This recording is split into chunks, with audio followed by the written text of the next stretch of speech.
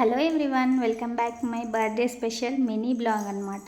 Birthday రోజు నేను morning నుంచి ఈవినింగ్ వరకు నా రొటీన్ ఏంటో పార్ట్ 1 ఇది. పార్ట్ 2లో నేను మళ్ళీ మీకు చూపిస్తాను. పార్ట్ 1లో వచ్చేసి నేను టెంపుల్కి వెళ్ళాను అనమాట. ఈ టెంపుల్ వచ్చేసి బల్కంపేట ఎల్లమ్మ టెంపుల్. మేము ఉంటున్న ఏరియా నుండి టెంపుల్ 24 కిలోమీటర్స్. అయినా కానీ బర్త్డే కదా అట్లా వెళ్దాము మా అని చెప్పేసి లాంగ్ అయినా కూడా వెళ్ళామన్నమాట.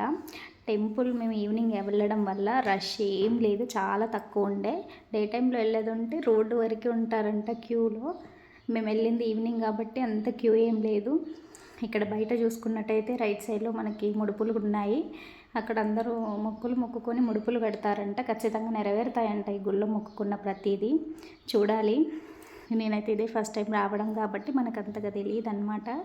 గుడిలో లోపలికి వెళ్ళిన తర్వాత చూసుకున్నట్టయితే గుడి చుట్టూ అమ్మవారికి ఎన్ని అవతారాలు ఉన్నాయో అన్ని అవతారాలలో ఆమె విగ్రహాలు అలా చుట్టూ గుడికి కట్టారు. ఎంత బాగుండేను అసలు. గుడిలో మాత్రము అమ్మవారు బావిలో వెలిసారంట, అందుకే అమ్మవారి విగ్రహం లోపలిగానే ఉంటుంది. కింద డౌన్లోకి వెళ్ళాలి మనము. మా వారును మా బుడ్డోడు వెళ్తూ ఉండే నడుచుకుంటూ, నేను వీడియో తీస్తున్నాను అనమాట, అందుకే నేను కనిపించట్లేదు. అలా వెళ్ళి లోపల దర్శనం చేసుకుంటే అమ్మవారిని చూడడానికి 2 కళ్ళు సరిపోలేదండి. అంత నిండుగా అంత హుందాగా ఉన్నారనమాట అమ్మవారు మాత్రము. నిజంగా చాలా బాగుండే టెంపుల్ మాత్రము. మీరు ఇంతకు ముందు చూడకపోతే మాత్రం ఖచ్చితంగా చూడాలండి. మంచిగా చూడాల్సిన టెంపుల్ అనమాట. ఎంత బాగుండేనో. అలా కొన్ని పిక్స్ దిగి వచ్చేసాము. That's it. Bye bye. This is my part 1.